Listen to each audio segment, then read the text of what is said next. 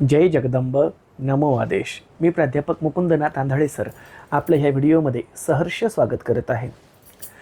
आज आपण 51 शक्तिपीठांपैकी अतिशय शक्तिशाली असणाऱ्या आणि ज्याला 51 शक्तिपीठांपैकी पहिल्या दर्जाचा मान प्राप्त आहे अशा एका महाशक्तीबद्दल माहिती घेणार आहोत. ही महाशक्ती अर्थातच हिंगळा देवी. मराठीमध्ये तिला हिंगळा देवी म्हणतात, हिंदीमध्ये तिला हिंगुला माता म्हणतात, तर संस्कृत भाषेमध्ये किंवा तिचं मूलतः जे नामकरण झालेलं आहे ते श्री हिंगुलांबिका किंवा श्री हिंगलाज माता असं आहे. आता ही हिंगळा देवी किंवा हिंगुला माता, हिंगुळांबिका, हिंगलाज माता ही जी काही देवी आहे, या देवीचं स्थान कुठे आहे, या देवीचं वैशिष्ट्य काय, तिची कथा काय, तिचा मंत्र काय आणि ती 51 शक्तिपीठांपैकी एवढी महत्त्वाची का, या सर्व गोष्टींची तपशीलवार माहिती या व्हिडिओमध्ये आज आपण घेणार आहोत. बरेच जण असं मला म्हणतात की सर तुम्ही बरेचसे मुद्दे सांगता, परंतु त्या मुद्द्यांमध्ये आम्हाला असं वाटतं की ते थोडेसे शॉर्टमध्ये असावे. पण बघा, या ठिकाणी पहिला विषय हा की मी जेव्हा कुठलाही व्हिडिओ बनवतो तर माझ्या डोक्यामध्ये स्क्रिप्ट तयार नसते की मला हे बोलायचं आहे. फक्त माझ्या डोक्यामध्ये एवढं असतं की मला आज या विषयावर बोलायचं आहे. मग त्या विषयाला अनुसरून मी जेवढं काही वाचन केलं असेल, कोणाकडून लोकश्रुतीनुसार ऐकलं असेल किंवा मला स्वतःची काही मी माहिती गोळा केली असेल, ती सर्व माहिती जास्तीत जास्त त्या व्हिडिओमध्ये ओतण्याचा माझा प्रामाणिक प्रयत्न असतो. त्यामुळे बऱ्याच वेळेला व्हिडिओ मोठा बनतो हे मला माहिती आहे, परंतु शॉर्टमध्ये व्हिडिओ बनवणं म्हणजे मग त्यासाठी नेमके 2-3च मुद्दे घेणं, ते 2-3च मुद्द्यांना तिखट मीठ लावून सादर करणं आणि विस्तृत माहितीला बगल देणं हे काही माझ्या स्वभावाला पटत नाही. त्यामुळे मी होईल तेवढे पूर्ण माहितीचेच व्हिडिओ बनवतो आणि त्यामुळे ते प्रदीर्घ बनतात. मूळ मुद्द्यावरती येऊया, ते म्हणजे श्री हिंगलाज मातेकडे. सतीची एकूण 51 शक्तिपीठे आहे, सर्वांनाच कल्पना आहे. काही ग्रंथांमध्ये 108 शक्तिपीठांचं सुद्धा वर्णन बघायला मिळतं.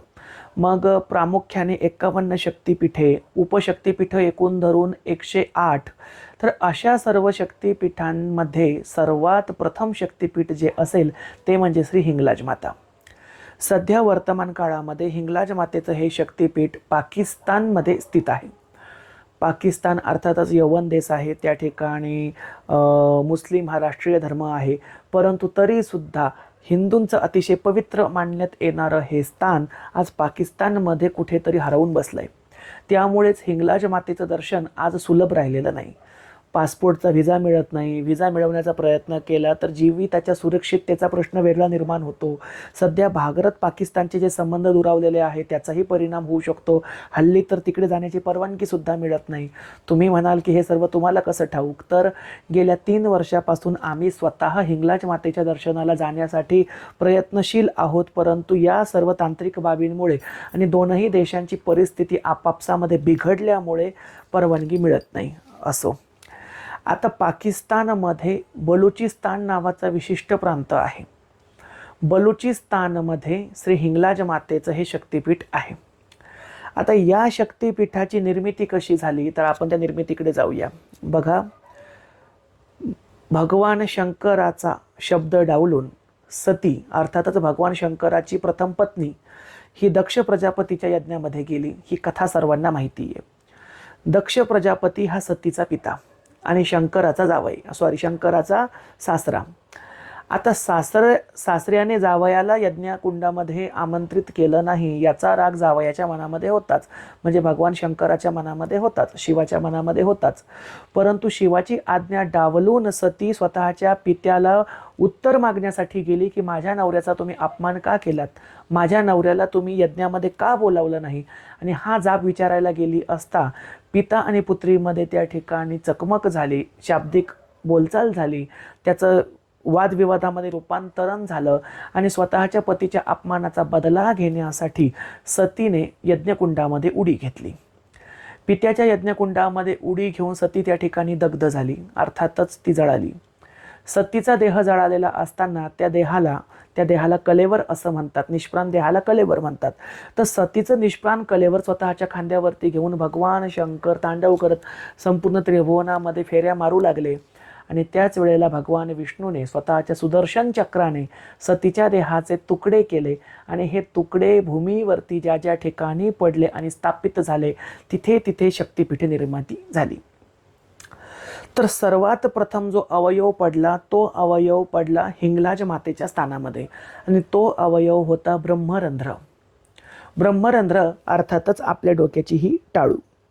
ब्रह्मरंध्र ज्या स्थानावरती पडलं त्या स्थानावरती श्री हिंगलाज माता आणि भीमलोचन भैरव या शक्ती आणि भैरवाने स्वतःचा अवतार धारण केला. प्रत्येक शक्तिपीठामध्ये शक्तीच्या सोबत एक भैरव असतोच असतो. दशमहाविद्येच्या स्वरूपांमध्ये सुद्धा महाविद्येसोबत कुठल्या ना कुठल्या स्वरूपामध्ये भैरव किंवा शिव असतोच असतो. तसंच या शक्तिपीठामध्ये हिंगलाज माता शक्तिपीठामध्ये भीमलोचन भैरव नावाने भैरव स्थित आहे. याच हिंगलाज मातेला धर्मशास्त्राने कोट्टारी हे सुद्धा नाव दिलेलं आहे. हिंगलाज माता ही म्हणतात, हिंगुला सुद्धा म्हणतात, कोट्टारी सुद्धा म्हणतात. आता या हिंगलाज मातेच्या स्थानामध्ये सतीची टाळू पडली, अर्थातच सतीचं ब्रह्मरंध्र पडलं. त्यामुळेच हे शक्तिपीठ महाशक्तिशाली आहे आणि त्याला 51 शक्तिपीठामध्ये अव्वल दर्जाचा मान प्राप्त आहे. तुम्ही म्हणाल तो कसं काय? बघा, आपल्या संपूर्ण मनुष्य देहाच्या शरीरामध्ये एकमेव टाळू असा भाग आहे ज्या भागाला कोरा भाग मानण्यात आलेला आहे, पापविरहित भाग मानण्यात आलेला आहे. कारण टाळू जी असते, टाळूच्या खाली सरकल्यानंतर जे अवयव सुरू होतात ते सर्व अवयव विषय वासनेने आणि षड्रिपूने ग्रसित असतात. म्हणजेच आपले डोळे, आपले कान, आपलं नाक, आपलं तोंड किंवा आपलं जीभ, आपले हात, आपले पाय, आपलं हृदय, मग लिंगस्थान असेल, गुदद्वार असेल, सर्व गोष्टी ह्या त्या ठिकाणी वासनामय आहेत. म्हणजे बघा, एकमेव आपली टाळू जर सोडली तर ह्या टाळूने आपण कुठलंच पापकर्म करू शकत नाही. परंतु जसं आपण टाळूच्या खाली सरकतो तर आपलं हे कपाळ, ह्या कपाळावरती सटवीची अर्थातच सटवाईने ललाटाक्षरं लिहिलेली असतात. डोळे, डोळ्यांनी आपण चांगलंही बघतो, वाईटही बघतो. नाकाने आपण चांगला आणि वाईट दोन्ही वास घेतो. तोंडाने आपण वाईटही बोलतो, चांगलंही बोलतो. दाताने आपण चांगलं चावतो, वाईटही चावतो. जिभेने आपण चांगला रस ग्रहण करतो, वाईट रससुद्धा ग्रहण करतो. कानांनी आपण चांगलं ऐकतो, वाईटसुद्धा ऐकतो. आणि विषय वासना तर सांगायला नकोच, कमरेच्या खाली तर सर्व वासनेचा आगार आहे. म्हणजे ब्रह्मरंध्र जर सोडलं, टाळू जर सोडली तर काम, क्रोध, लोभ, मद, मोह आणि मत्सर हे षड्रिपू तुमच्या आणि आमच्या शरीरामध्ये अंतर्बाह्य पद्धतीने लिप्त झालेले आहेत. आणि कोरा भाग राहिला एकमेव तो म्हणजे ब्रह्मरंध्र म्हणजेच टाळू. त्यामुळे ही सतीची टाळू ज्या ठिकाणी पडली, आणि टाळू अर्थातच सहस्राकार चक्राचं प्रतीक आहे. सप्तचक्रांपैकी कुंडलिनी शक्तीचं सर्वात शेवटचं चक्र म्हणजे सहस्राकार चक्र, जे सहस्र हजारो कमळाच्या पाकळ्यांनी उमललेलं असतं. तिथेच ब्रह्मज्ञान प्राप्त होतं. हे ब्रह्मज्ञानाचं स्थान म्हणजे टाळू, आणि सतीची हीच टाळू ज्या स्थानावरती पडली त्या स्थानाला प्रथम शक्तिपीठाचा दर्जा प्राप्त झाला आणि 51 शक्तिपीठांपैकी त्याला सर्वश्रेष्ठ शक्तिपीठ मानण्यात आलं. आता ही जी हिंगलाज माता आहे ही नेमकी त्या ठिकाणी कशी प्रगट झाली किंवा का प्रगट झाली त्याची आपण कथा ऐकूया. तसंच ही हिंगलाज माता भावसार समाजाची कुलस्वामिनी आहे. अनेक क्षत्रिय कुटुंबाची ती कुलस्वामिनी आहे. ती नेमकी कशी ते सुद्धा आपण बघूया. बघा, बलुचिस्तान प्रांतामध्ये त्या पूर्वीच्या काळामध्ये एक बलाढ्य राक्षस राहत होता. त्या राक्षसाचं नाव होतं हिंगोल राक्षस किंवा हिंगोलासूर. हिंगोल राक्षस किंवा हिंगोलासूर हा अतिशय कोपिष्ट होता, जालिम होता, क्रूरकर्मा होता. त्याने त्या ठिकाणच्या ऋषी मुनी सर्वसामान्य जनतेला त्राहिमाम करून सोडलेलं होतं. बरं, काही जण म्हणतात की हिंगोल नावाचा राजा होता, काही जण म्हणतात हिंगोल नावाचा राक्षस होता. बहुतांशी जनश्रुती अशी आहे की तो राक्षसकर्मी राजा होता. म्हणजे होता राजाच, परंतु त्याची वृत्ती, त्याचे विचार, त्याची आचरण पद्धती ही राक्षसकर्माने युक्त होती. त्याने अनेक मायावी सिद्धी तपाचरण करून प्राप्त केलेल्या होत्या. या अनेक मायावी सिद्धींच्या द्वारे, शक्तींच्या द्वारे तो सर्वसामान्य जनतेला जुमानीत नसे, त्यांचे प्राणहरण करत असे. आणि त्या राजाचा सर्वात क्रूर आणि लज्जास्पद कृत्य कुठलं असेल तर ते कृत्य होतं हिंगोल राजा किंवा हिंगोल राक्षस त्या प्रांतामधल्या शहाण्या झालेल्या मुलीला, म्हणजे पदर आलेल्या मुलीला सर्वात प्रथम स्वतः भोगत असे. जी मुलगी मासिक पाळी प्राप्त झाली, जी मुलगी वयात आली, ज्या मुलीला पदर आला, त्या मुलीला हिंगोल राजाचे शिपाई येऊन उचलून घेऊन जात आणि त्याच्या महालामध्ये तो त्या मुलीवरती बलात्कार करत असे, अत्याचार करत असे आणि त्याची वासना शांत झाल्यावरती त्या मुलीला सोडून देत असे. अशा त्याने हजारोच्या संख्येमध्ये निष्पाप मुलींना बाटवलं होतं. शेवटी हिंगोल प्रांतामधील सर्व स्त्रियांनी मिळून आदिशक्ती जगदंबेकडे साकडं घातलं आणि त्या कट्टर आदिशक्तीची उपासना करू लागल्या. आणि आदिशक्ती त्यांच्या ह्या उपासनेमुळे, त्यांच्यावर होणाऱ्या अत्याचारामुळे व्यथित झाली आणि व्यथित होऊन आदिशक्ती प्रगट झाली. जगदंबेने त्या ठिकाणी वर दिला की मी स्वतः हिंगोल राक्षसाचा वध करेल.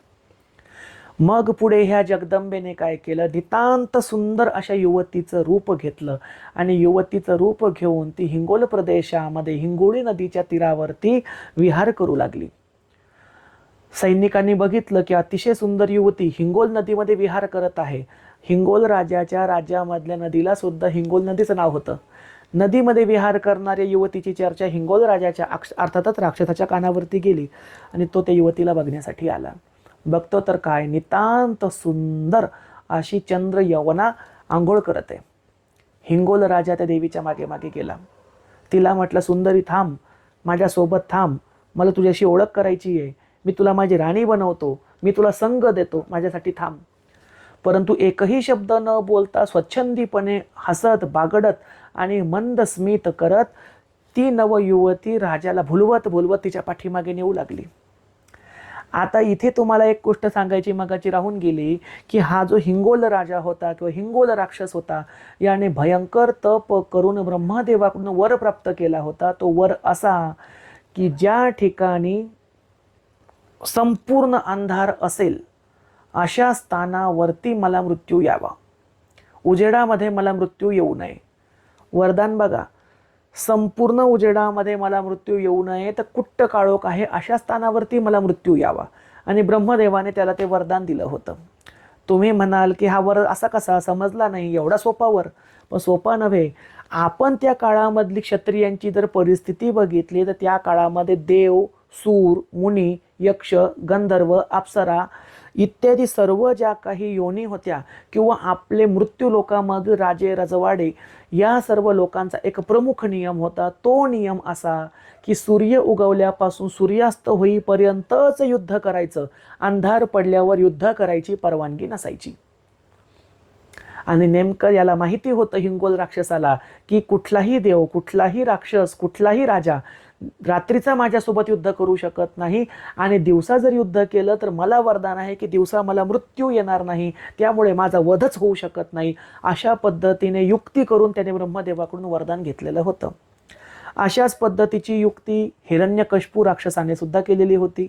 हिरण्यकश्यपूने काय वरदान मागितलं होतं ब्रह्मदेवाकडे की ज्या ठिकाणी दिवसही नसावा, रात्रही नसावी, मी भवनाच्या आतही असू नये, मी भवनाच्या बाहेर सुद्धा असू नये, माझा मृत्यू पशुच्या हाताने होऊ नये आणि मनुष्याच्या हाताने सुद्धा होऊ नये, माझा मृत्यू पुरुषाच्या हाताने होऊ नये, स्त्रीच्या हाताने सुद्धा होऊ नये, तर भगवंताने म्हणजेच भगवान विष्णूने आपला नरसिंह अवतार धारण केला. आणि नरसिंह अवतार म्हणजेच भगवान महाविष्णूचा चौथा अवतार. प्रथम अवतार झाला मत्स्य अवतार, दुसरा कुर्म, तिसरा वराह आणि चौथा नृसिंह अर्थात नरसिंह.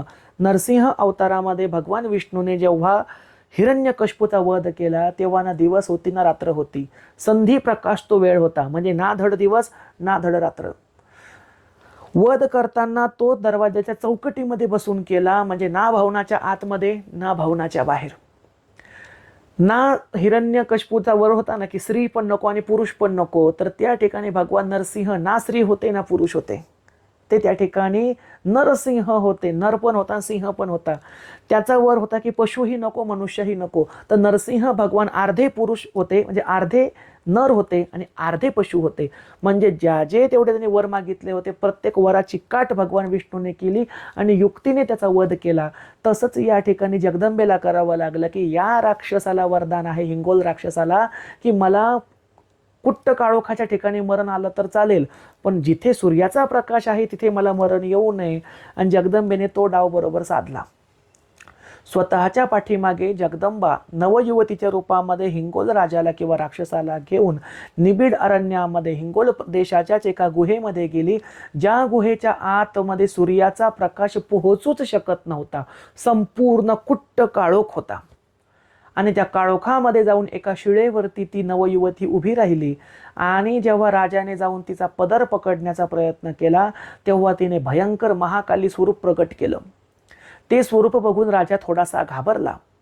राजा घाबरल्यानंतर त्या ठिकाणी आकाशवाणी झाली की राजा, तुला मी एक संधी सुधारण्याची देत आहे.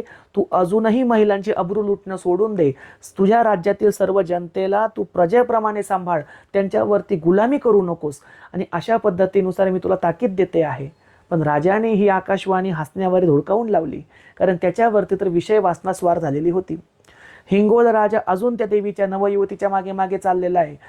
शेवटी ती युवती दाट गुहेच्या एका काळोख्या भवनामध्ये गेली, कक्षामध्ये गेली, जिथे कोणाचा चेहरा कोणाला दिसत नव्हता. आणि त्या ठिकाणी जगदंबेने अष्टभुजा रूप प्रगट केलं आणि हे स्वरूप जे होतं ते हंसरूढ होतं. हंसावर स्वार झालेली जगदंबा होती. एकमेव हिंगलाज माता अशी आहे जी सिंहावर सुद्धा स्वार आहे आणि जिचं हंस सुद्धा वाहन आहे. हंस आणि सिंह, हंस हे वाहन त्या ठिकाणी तिच्या विद्वत्तेचं प्रतीक आहे, तर सिंह वाहन तिच्या महिषासूर मर्दिनी स्वरूपाचं प्रतीक आहे. त्या ठिकाणी हिंगलाज मातेने स्वतःच्या तीक्ष्ण खड्गाने हिंगोल राक्षसाचा वध केला. परंतु वध करताना त्याचं जे शिर होतं त्या शिराने वरदान मागितलं जगदंबेकडे की माते, मला एक वर हवा. इथून पुढे तू कायमस्वरूपी याच गृहेमध्ये रहिवास कर आणि माझ्या नावावरून तुझं नामकरण झालं पाहिजे. त्यामुळेच हिंगलाज मातेचं नावकरण हिंगोल राक्षसावरून हिंगुला माता किंवा हिंगळा माता किंवा हिंगलेश माता असं झालं. हिंगलेश सुद्धा म्हणतात, हिंगलास सुद्धा म्हणतात, हिंगळा सुद्धा म्हणतात, हिंगलाज सुद्धा म्हणतात. दुसरी एक याबद्दलची एक अशी हे आहे थोडीशी आख्यायिका की हिंगोळ प्रदेशामधील महिलांची लाज वाचवण्यासाठी जगदंबा आली. हिंगुलांची लाज वाचवण्यासाठी आली म्हणून हिंग आणि लाज, लाज म्हणजे इज्जत, आब्रू, स्वतःची इब्रत. अशा पद्धतीनुसार त्या गुहेमध्ये हिंगलाज माता स्थानापन्न झाली. सतीचं ब्रह्मरंध्र सुद्धा याच गुहेमध्ये पडलेलं होतं. त्याच ठिकाणी जगदंबेने हिंगलाज मातेचा अवतार घेतला आणि भैरवाने भीमलोचन स्वरूपाने तिच्यासोबत वास्तव्य केलं. ही हिंगलाज माता संपूर्ण क्षत्रियांची कुलस्वामिनी आहे. भावसार समाजाची सुद्धा कुलस्वामिनी आहे. ती कशी, याबद्दलची कथा अशी आहे की पूर्वी भगवान परशुरामांनी संपूर्ण पृथ्वी 21 वेळेला निक्षत्रिय केली होती. संपूर्ण क्षत्रियांचा निःपात करण्याचं त्यांनी ठरवलेलं होतं. त्याचं कारण होतं की सहस्रार्जुन राजाने जमदग्नी ऋषी आणि रेणुका माता यांच्यावरती हल्ला केला, जमदग्नींचा वध केला. रेणुका माता जमदग्नी ऋषींसोबत माहूर गडावरती सती गेली आणि या अपमानाचा बदला घेण्यासाठी, या घटनेचा प्रतिशोध घेण्यासाठी भगवान परशुरामाने सहस्रार्जुन राजाच्या त्याच्या पुत्रांसहित हत्या केली आणि संपूर्ण क्षत्रिय कुळ नष्ट करण्यासाठी ते पृथ्वीवरती फिरू लागले. अनेक रथी महारथी राजे क्षत्रिय त्यांनी भूमिगत केले, म्हणजे गतप्राण केले, त्यांचा नायनाट केला. अशा वेळेला अनेक क्षत्रिय राजे यांनी ऋषी मुनींना विचारलं की हे ऋषी मुनी, भगवान परशुरामाच्या क्रोधापासून आम्हाला कोण वाचवेल? तेव्हा ऋषी मुनींनी सांगितलं, एकमेव हिंगलाज माता अशी शक्ती आहे जी तुम्हाला या संकटामध्ये वाचवू शकते. आणि काही क्षत्रिय हिंगलाज मातेला शरण गेले. हिंगलाज मातेच्या गुहेमध्ये त्या ठिकाणी जाऊन ते ब्राह्मणी वेश करून लपून बसू लागले आणि हिंगलाज मातेची सेवा करू लागले.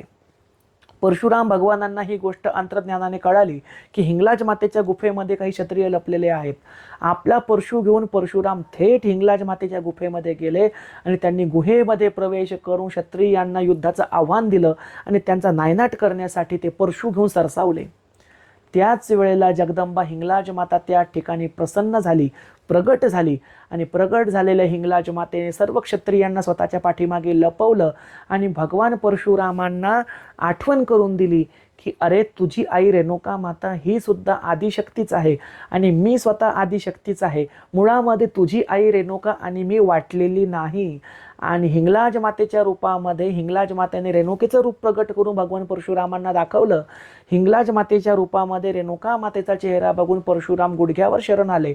त्यांनी आईचं दर्शन घेतलं आणि हिंगलाज मातेला सांगितलं, आई माझ्यासाठी काय आज्ञा आहे. आईने आज्ञा दिली की परशुरामा तू इथून वापस जा आणि जेवढे हे क्षत्रिय वाचले असतील या सर्व क्षत्रियांना तू क्षमा कर.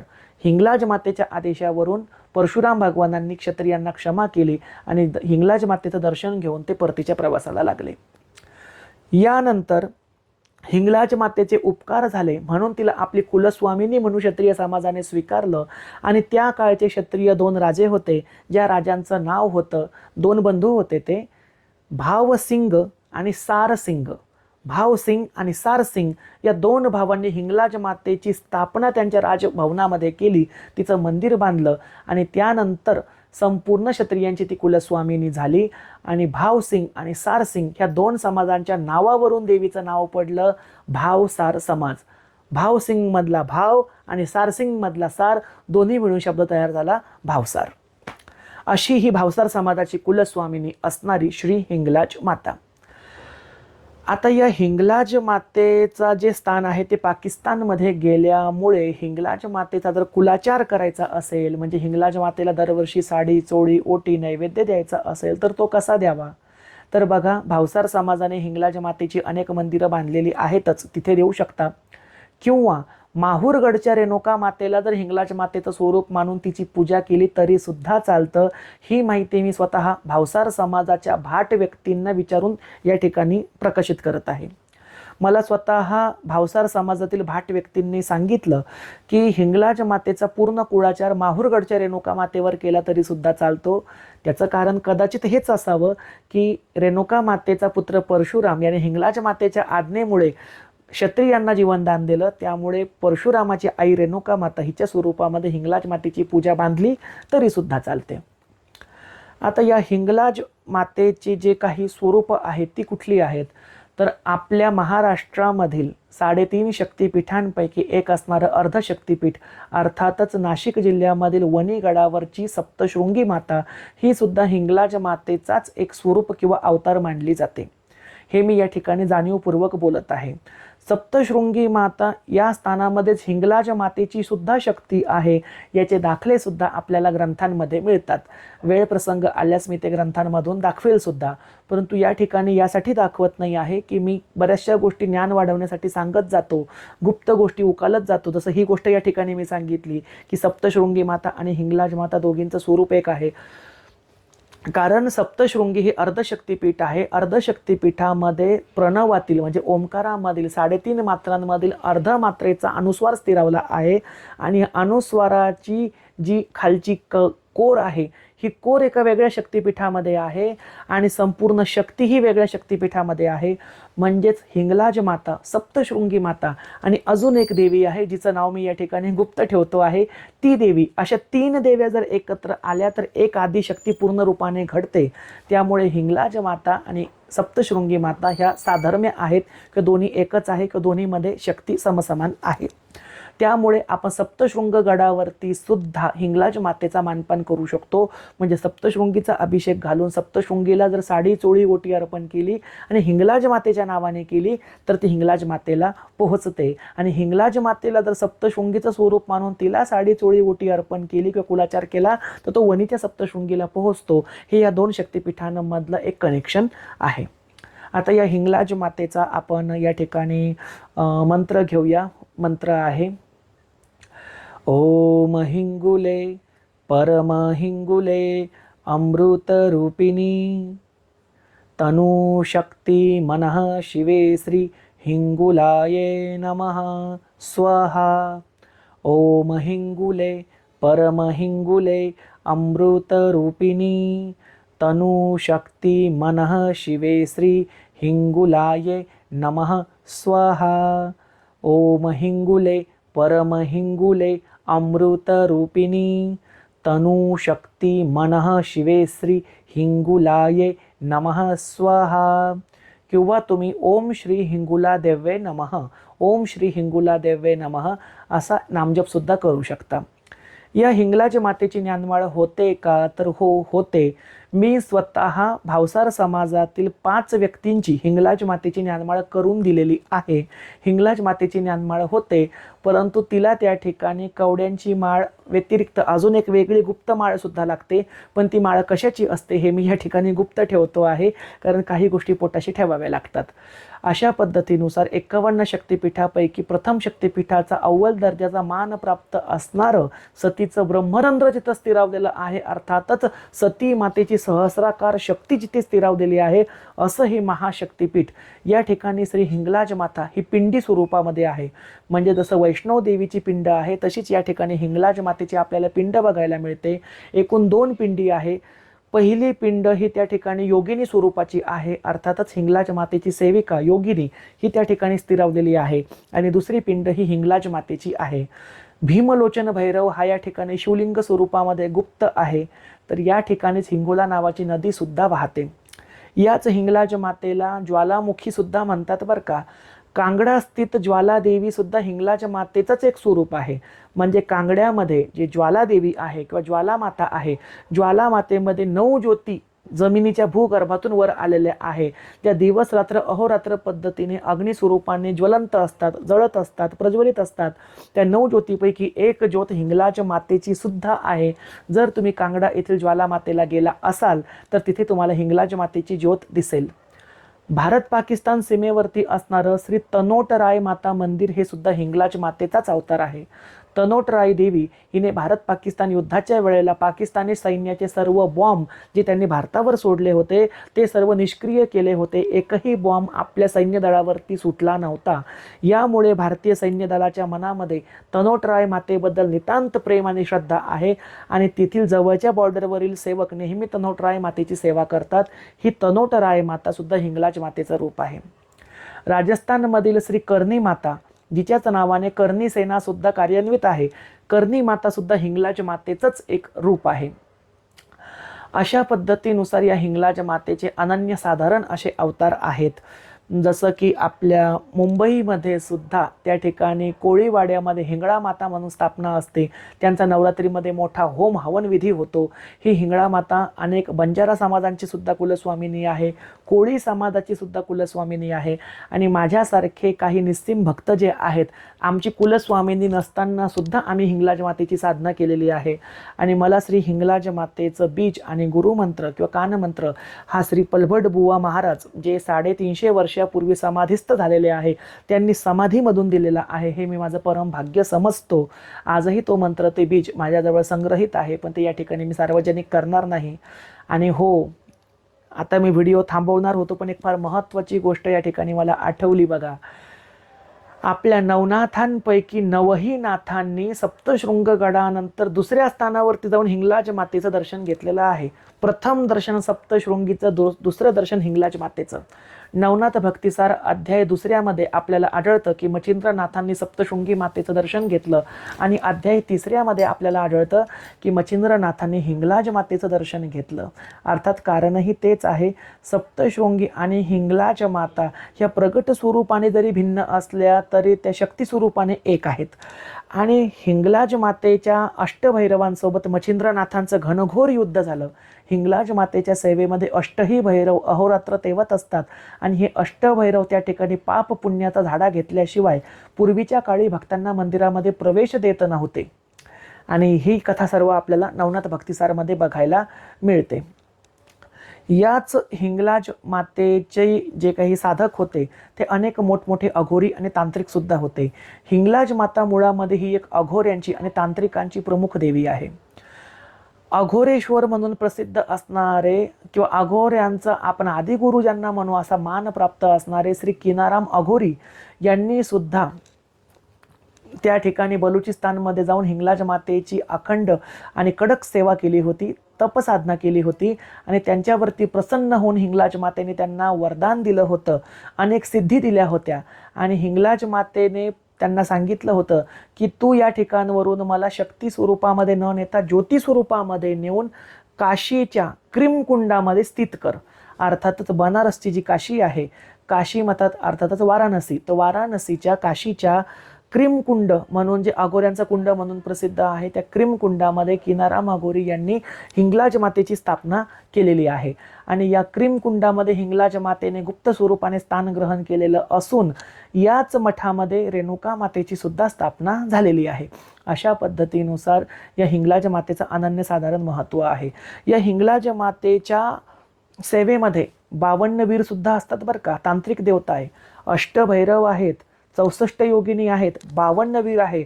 म्हणून ज्या साधकाने हिंगलाज मातेला साध्य केलं त्याला ना साध्य असं जगात काहीच नाही आहे. सर्व गोष्टी तो साध्य करू शकतो.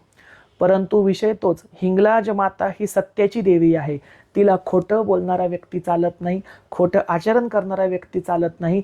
जो व्यक्ती तोंडावर एक बोलतो आणि मनामध्ये ज्याच्या एक असतं, जो शब्दावरती कायम नाही, जो इतरांना फसवतो, ठकवतो किंवा खोटं बोलतो, अशा भक्तावरती हिंगलाज देवीचा कोप होतो. त्यामुळे हिंगलाज मातेची साधना सत्यनिष्ठ भक्ताने आणि जो त्या ठिकाणी हिमतीचा पक्का आहे अशा भक्तानेच करावी. मी स्वतःचं महत्भाग्य समजतो की मी ज्या वेळेला स्वतः हिंगलाज मातेची साधना करत होतो तर मला स्वप्न दर्शनामध्ये हिंगलाज मातेने अनेक स्वरूपांमध्ये दर्शन दिलं. स्वतः बलुचिस्तानमध्ये ज्या ठिकाणी हिंगलाज मातेची पिंडी आहे त्या सर्व स्थानामध्ये ती मला स्वप्न दर्शनामध्ये घेऊन गेली आणि ती सर्व स्थानं मला तिने दाखवली. आणि त्या काळामध्ये तुम्हाला गंमत सांगतो, माझ्याकडे अँड्रॉइड मोबाईल नव्हता, म्हणजे 2012चा विषय आहे हा. माझ्याकडे मोबाईलच नव्हता. मी माझ्या आजीचा छोटा तो नोकियाचा फोन होता ज्यावरून फक्त आउट गोईंग आणि इनकमिंग चालायचं, त्यावरती आम्ही बोलायचो. मला तेव्हा जे तिने पूर्ण दर्शन दिलं, तब्बल 2 ते 3 वेळेला स्वप्नामध्ये दिलं साधना काळामध्ये हिंगलाज मातेने. आणि ज्या वेळेला 2015 किंवा 16मध्ये माझ्याकडे अँड्रॉइड मोबाईल आला तेव्हा मी त्यावरती यूट्यूबवरती हिंगलाज मातेचं मंदिर सर्च केलं आणि जे स्वप्नात मला दर्शन झालेलं होतं अगदी तीच स्थानं मला यूट्यूबवरती दिसली आणि अक्षरशः घळाघळा माझ्या डोळ्यातून पाणी आलं होतं. असा प्रचंड एक प्रेरणादायी अनुभव मला हिंगलाज मातेने दिलेला होता. तसंच आमची जी आई भवानी मिरवणूक उत्सव संपन्न होतो, जो यंदा 13 एप्रिल रोजी संपन्न झाला, या आई भवानी मिरवणूक उत्सवाची प्रमुख देवता सुद्धा वणीची सप्तशृंगी आणि पाकिस्तानची हिंगलाज माताच असते. तुम्ही त्या बॅनरवरती सुद्धा सप्तशृंगी माता की जय, चतुःशृंगी माता की जय, हिंगलाज माता की जय असे 3 नावं ठळकपणे वाचू शकता. अर्थातच सप्तशृंगी, चतुःशृंगी आणि हिंगलाज हे 3ही स्वरूप एक साधर्मिक असल्यामुळे, एकमेकांना पूरक असल्यामुळे किंवा एकाच देवीचे 3 स्वरूप असल्यामुळे त्यांना आम्ही एकच मानतो. तर हा व्हिडिओ तुम्हाला सर्वांना आवडला असेल अशी आशा व्यक्त करतो. अशाच निरनिराळ्या माहितींसाठी भेटूया पुढच्या व्हिडिओमध्ये. तोपर्यंत सर्वांचं कल्याण असो. जय जगदंब. नमो आदेश.